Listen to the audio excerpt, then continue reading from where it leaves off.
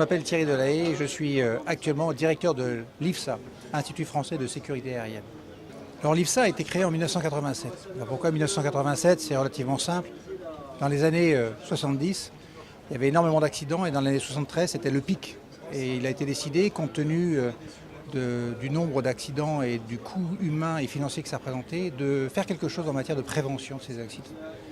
L'IFSA a été créé à ce titre pour contribuer à cet effort de promotion de l'esprit de sécurité aérienne.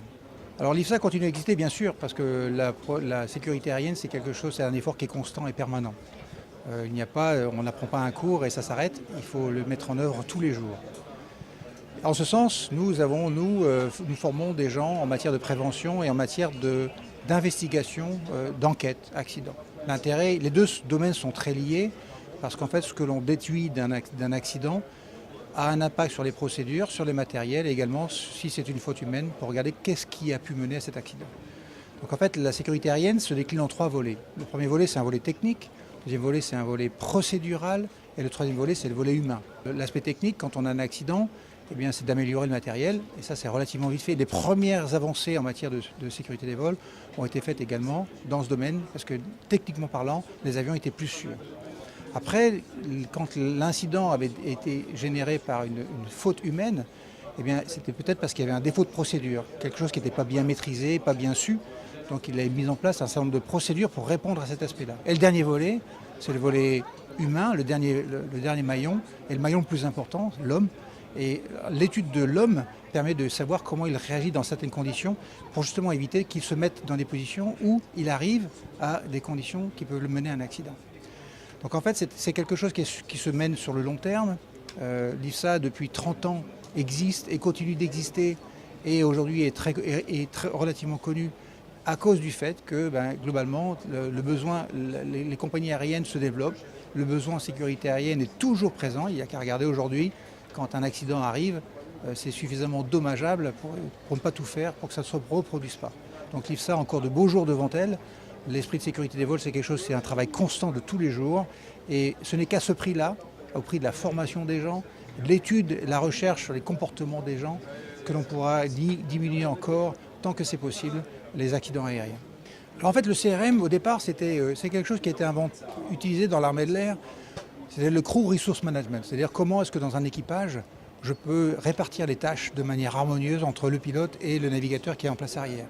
Au-delà de ça, ça s'est étendu dans le domaine civil où comment est-ce que je gère la relation entre un pilote commandant de bord et un copilote. L'objectif, il est d'obtenir la synergie de l'ensemble des gens qui sont présents dans un cockpit ou dans un endroit donné. Et ça, c'est la première brique, c'est l'individu.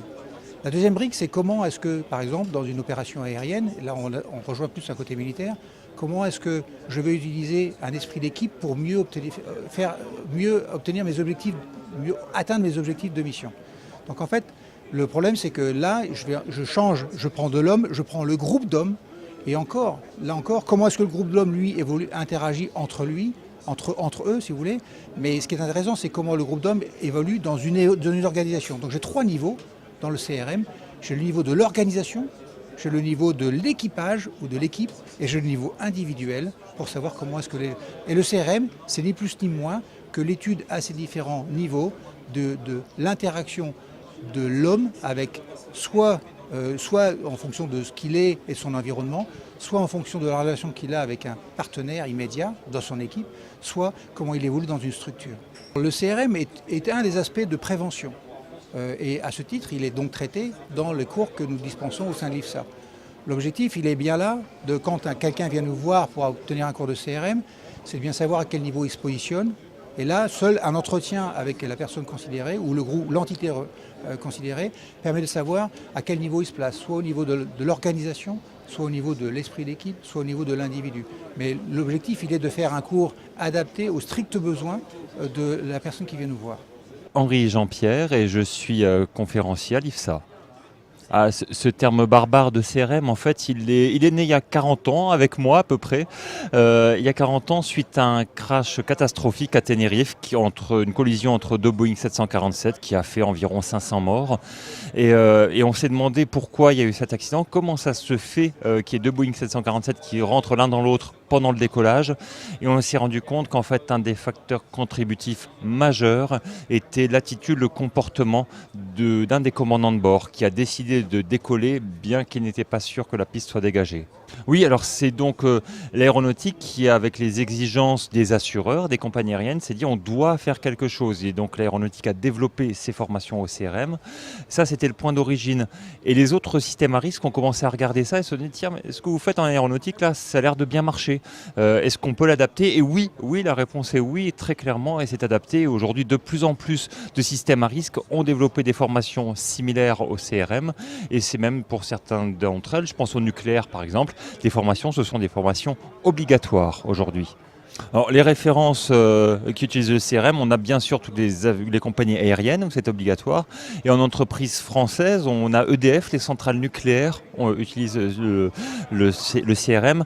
Et aujourd'hui, on est en train de le développer dans le monde médical, c'est-à-dire dans les blocs opératoires. On arrive et puis on prodigue la même approche. Alors au début, on est vu un peu comme des extraterrestres parce qu'on dit, voilà, on peut envisager une nouvelle façon de travailler. Ils disent, mais on travaille déjà bien, vous travaillez déjà très bien, mais très bien à encore mieux, à excellent, il y a encore une marche à franchir, franchissons-la ensemble.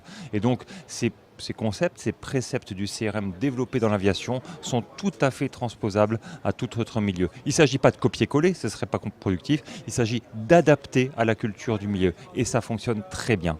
Alors l'utilité du CRM, ce qui est très curieux, c'est qu'on ne peut pas prouver scientifiquement que le CRM fonctionne. C'est impossible, ce serait beaucoup trop compliqué et un des facteurs par exemple, c'est qu'il faudrait un groupe témoin, c'est-à-dire qu'il faudrait qu'on forme des pilotes au CRM et qu'il y ait d'autres pilotes qu'on ne forme pas au CRM. Si maintenant il y a un accident, comment pourrait-on prouver que c'est le CRM qui aurait été un facteur contributif positif ou négatif dans ce cas-là? Ce serait beaucoup trop compliqué à prouver. Alors pour les convaincre de faire du CRM d'une manière générale, ce qu'on propose c'est de leur montrer ce que c'est et de montrer que ça marche et de montrer que si Air France investit des sommes extraordinaires dans les formations au CRM, c'est que ce dispositif de prévention leur permet d'économiser énormément d'argent en réaction face à un crash. Et si des compagnies comme Air France ou toute autre compagnie, je citais EDF, mettent en place des préceptes similaires, c'est pas de manière altruiste, c'est bel et bien parce qu'il y a un retour sur investissement qui est réel et que les économies de tout accident évité, les économies se chiffrent en centaines de millions d'euros. Donc pour les convaincre, ce serait peut-être plutôt les convaincre de faire du CRM français. La France a cette culture double mixte, à la fois anglo-saxonne, des process, des procédures, et la culture un peu plus latine, méditerranéenne, de s'adapter.